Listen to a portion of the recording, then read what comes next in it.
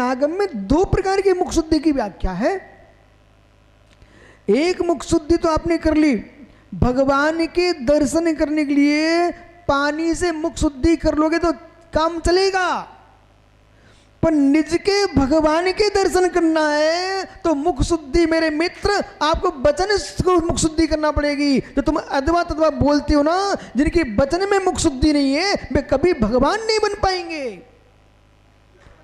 ओहो, मुख शुद्धि प्रत्येक आचार्य भगवंत जो होते हैं दीक्षा देने के बाद, हमारे आगम में लिखा हुआ, डॉक्टर साहब सब बातें सुनना, आप तो बड़े बड़े चातुर्मास कराए यहां पर आपने, इस समाज का अवभाग्य।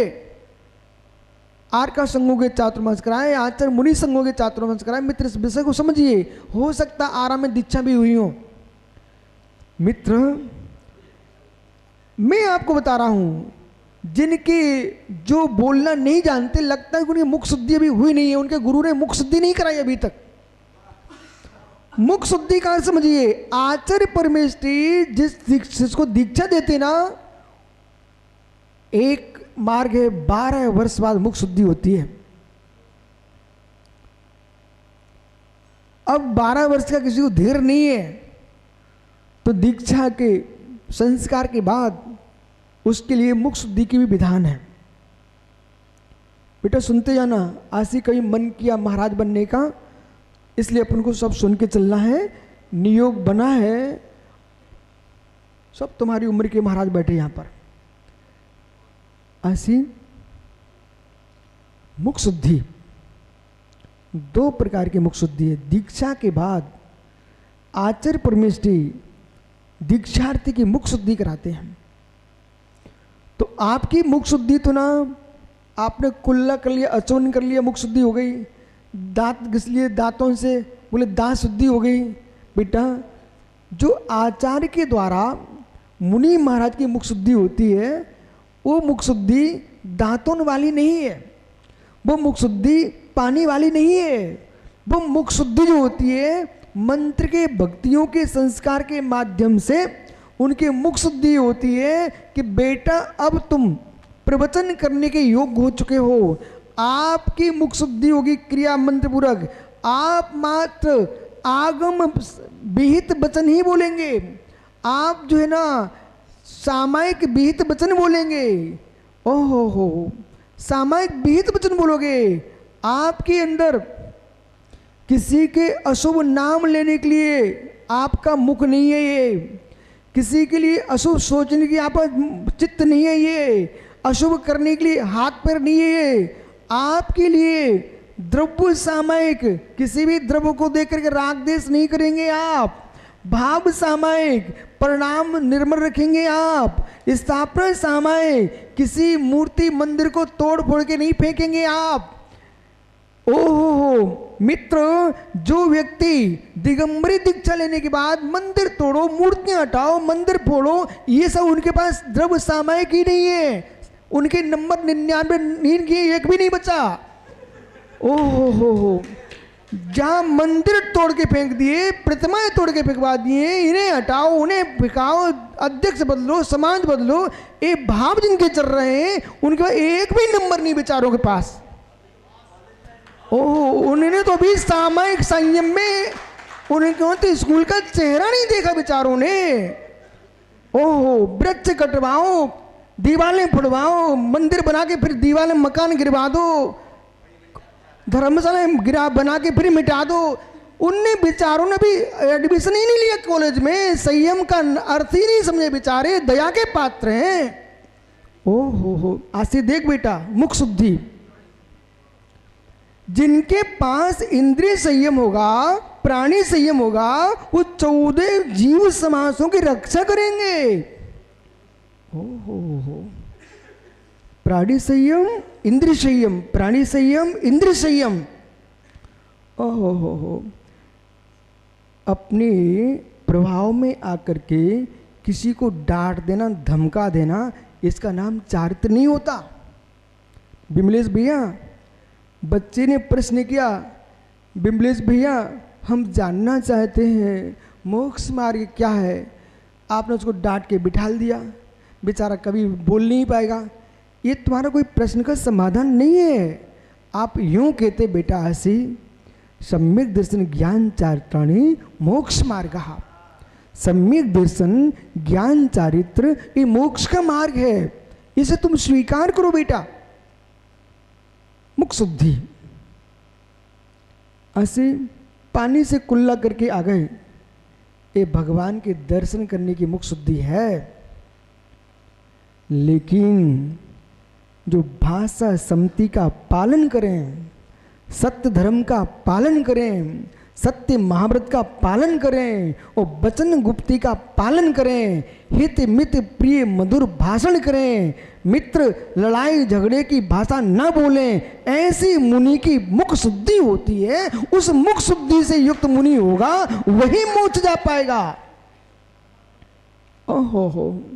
और मित्र ये क्रमांक जो है ना किसी मोटे आदमी के बोलने से नहीं मिलते हैं, ये क्रमांक आपके संयम के पालन करने से मिलेंगे। ये क्रमांक हमारे 99 नहीं है, 14 हैं। उसका नाम गुणस्थान है। प्रथम गुणस्थान, द्वितीय गुणस्थान, ऐसे 14 गुणस्थान है। और 14 गुणस्थानों का क्रमांक यदि आपको समझना है तो गोमठ सार जीवकांड का स्वाध्याय करना चाहिए। उसमें खोजना चाहिए कि 3 कम 9 कोटि मुनियों में तुम्हारा स्थान आ रहा कि नहीं आ रहा है। समाज तोड़ने लड़ाई कराने से गुणस्थान नहीं बढ़ता है, समता भाव से, अखंडता एकता से तुम्हारे परिणाम विशुद्धि होगी और परिणामों की विशुद्धि से गुणस्थान बढ़ेगा। इसलिए गुणस्थान चाहिए है सौम्य सागर जी, तो टुन्नाना छोड़ना पड़ता है। हो गुणस्थान चाहिए तो बेटा परिणामों को निर्मल करना पड़ता है। और गुणस्थान मोह जोग मोहर योग की परिणति का नाम गुणस्थान है। हो सारे धवल जय धवल महाबंद अष्टपाव छपड़ा सार लब्धि सार सारे सार अध्ययन कर लिया, लेकिन हे साधक तेरे परिणामों में निर्मलता नहीं आई है। तो यहां पर लिखा हुआ है सुनाणम जीवो बट्टंतु न पौनी मोखम। महात्मा सुब्रत सागर जी ये 264 नंबर की गाथा यहाँ पर क्रमांक में और 263 ये दोनों गाथाओं को देखिए आप। सुनाणम्पि जीवो बट्टंतु जन पौणगी मुखम। ओ हो भैया आरा में बहुत बड़ा विशाल सुत भंडार है, इतने जिन मंदिर हैं। मैं तो यूं कहता हूँ शशांक भैया, इस क्षेत्र में कोई मुनिराज पधारे, आचार्य संघ पधारे, उनसे कहना स्वामी सारे तीर्थों में एक हमारे आरा को भी गिन लो। घर घर में भगवान, घर घर में मंदिर हैं और इतनी सुंदर जिनाल, इतनी सुंदर जिन्हें प्रतिमाएं हैं। जब भी कोई आचार्य भगवंत पधारे उनको जरूर निवेदन करना कि स्वामी आप पधारें, श्रुत भी है, भगवान भी हैं और भगत भी हैं।